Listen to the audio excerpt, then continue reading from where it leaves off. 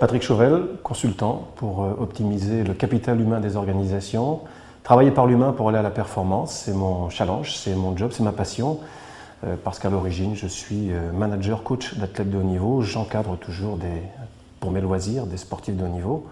Voilà, incongru de pouvoir témoigner dans cet ouvrage de David Brault sur l'expérience des sportifs de haut niveau et du pilotage, du management des sportifs de haut niveau vers la performance. C'est incongru. On peut se demander pourquoi, quels enseignements on peut tirer. Le sportif de haut niveau n'est pas en crise, quoique finalement la compétition, la performance, c'est toujours un challenge, il y a toujours beaucoup de risques, peu gagnent, beaucoup perdent, et il faut se remettre en cause constamment. Et donc c'est ce transfert de l'expérience du management des sportifs de haut niveau qui est intéressant pour éclairer la gestion des crises financières.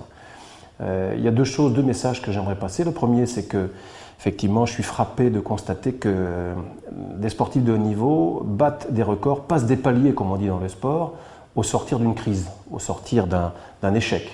Alors sans doute le bénéfice du repos suite à une blessure, quoique après une blessure, on peut ou pas retrouver complètement l'intégrité, et puis surtout on doute.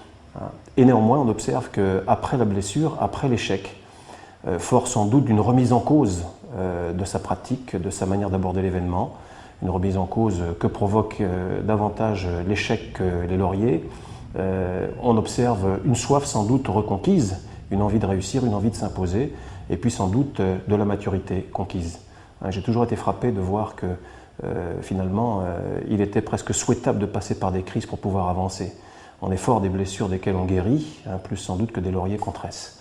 Puis le deuxième message qui me paraît intéressant à souligner ici, c'est que la sortie de crise, comme le fait d'avancer, de passer des paliers, c'est davantage le fait d'une conséquence que d'un but. S'obstiner à sortir de la crise, c'est sans doute dissuader l'attention précise au chemin qui y conduit.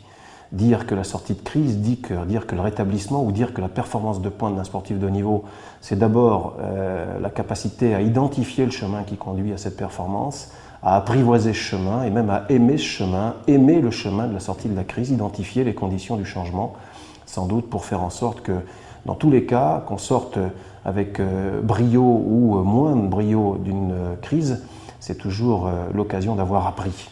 Et si on met l'accent pour tous, celui qui pilote comme ceux qui conduisent la sortie de crise, tous les salariés, sur le chemin à emprunter, difficile, douloureux, qui provoque des remises en cause, cette capacité à emprunter le chemin collectivement, ensemble, c'est toujours un bénéfice. Alors la sortie de crise, sans doute, comme la performance de pointe, demeure des objectifs réalistes. Voilà. Et c'est pour ça que j'aime dire que la sortie de crise, c'est sans doute plus la conséquence de la qualité avec laquelle on a emprunté le chemin qu'un objectif en soi. Il faut apprendre à aimer ce chemin.